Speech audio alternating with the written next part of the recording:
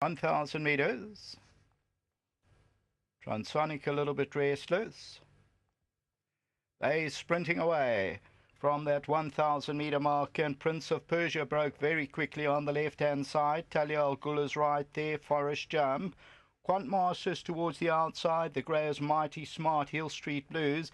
And towards the inside, Valiente in the Blue Silks is only about a length off the first call as they come down with about 500 meters to go. Talia Al Ghul, Prince of Persia, down the inside, Valiente. Quant Masters towards the outside, Forest Jumpers going in for a run.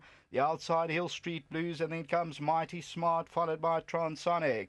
Coming out of the 300-meter marker now, and it's still Prince of Persia, Talia Al Ghul, Valiente on the inside, Quant Masters trying to make a race of it. Prince of Persia, those the one to beat past the 200-meter marker, and it's Prince of Persia. Quant Masters trying to close it down. Prince of Persia will win it though. Second position will go to Quant Master, and then came Talia Al Ghul, maybe Forest Jump ran fourth.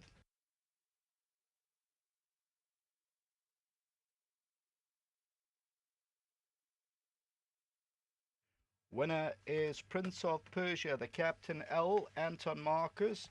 And this one for Glenn Carton and Krieger Stud, bred by Main Chance Farms. And they come home and win well. Second to number 6, and that is Quant Master. Third, Talia Al Ghul, and the fourth position to number 2, Forest Jump.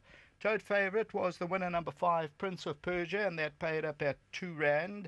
Further back in the run was Sugar Man. And as we look at that, and it's Prince of Persia towards the left-hand side. They are followed by Valiente, and then Talia Al Ghul and Quant Master towards the middle of the picture. But Prince of Persia comes home and wins it well.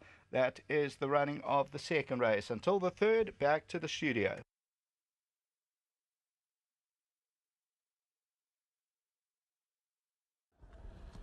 Glenn Cotson to the 4-year in race number 2, Prince of Persia, the son of Captain Al, and he's won quite early on in his career, and that's good for the owners as well. And these colors are synonymous with the Cotson stable these days, and I think we'll first touch on that, Glenn. What a support from these syndicate colors, Mr. Hatting, wonderful for your stable. Yeah, absolutely. I mean, he lives in Johannesburg and he supports us in the Cape, so we're absolutely delighted. He's such a soldier. You know, when we went to the sales, he wasn't. We thought he would be way out of our price range, and when I said to him the colt wasn't sold, he said, "Go back and do a deal." So I managed to keep Mr. Jacobsen for a share. And just thanks to you again, because you know it's not easy to just put down the cash all the time. He'd already bought me 4 prior to buying him, so delighted. And he's still a big baby, and I think that you know he's now won his maidens. We must put him away and just look after him. But he's going to be a super colt because this is way too short for him. That's what I was one more concern. You were dropping him in distance, but it worked out nicely. Look, I mean, we're not really spoilt for choice as far as races are concerned. I don't want to run him on the poly. And yeah, we had to split him with the colt running in the next race. So yeah, look, we had to take a chance. I knew he's classy enough. Okay, anything else from your side that you can help us with? Well, we like Poinciana in the next race. He was quite green last time out where we fancied him. And I think he's made natural improvement, and hopefully he can pull it off. And then we've got fillies that are drawn really badly. They're drawn 9, 10, and 11. John owns the one, my assistant, I own the other one.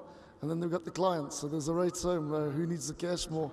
But saying that, I think that Expedite is the class filly of the race. But it's going to be tricky from the draw. Well, I got you here, Glenn. I'm sure you wouldn't mind me asking about Eyes Wide Open. Firstly, the win the other day over 1900. Superb to see him bounce back to his very best. Yeah, they lose their way a bit. They never ever lose their ability. But he's quite a big, lazy chap. And when I looked at it, I said, you know, if we didn't run him again, you know, from that win till July, it'll be 7 weeks. I could gallop him in twice and get him ready that way. But chatting to the jock, he said, you know, it's not a bad idea to supplement it for the weekend. And that's what we did, because I think he'll do so much better having a run than a gallop.